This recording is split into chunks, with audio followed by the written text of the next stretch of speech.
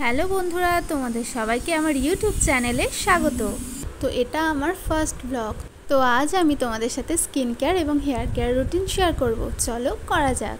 তো আমি ফার্স্টে একটা টোনার লাগিয়ে নিয়েছি। এটা আমার খুব ফেভারিট একটা টোনার, খুব লাইট ওয়েট এবং নন স্টিকি, আমার তো বেশ পছন্দের। তারপরে আমি এরপরে একটা ময়শ্চারাইজার ইউজ করেছি। বেসিক্যালি এটা সব মেয়েদেরই পছন্দ ময়শ্চারাইজার।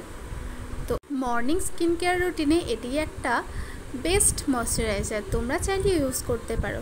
তারপরে আমি একটা লিপ বাম লাগিয়ে নিয়েছি। এটা একটা ব্লু হেভেনের লিপ বাম, খুবই সুন্দর এবং ভালো, আমার তো এটা ফেভারিট খুবই। স্কিন কেয়ার করার পর এবার আমি চলে যাব হেয়ার কেয়ারে।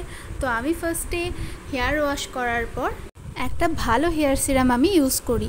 তো এই সিরামটা খুবই চুলের জন্য ভালো, কিন্তু আমি কখনোই সিরাম ইউজ করার আগে চুল আঁচড়াই না। আগে সিরাম ইউজ করি, দেন চুলটা আঁচড়ে নিই ভালো করে।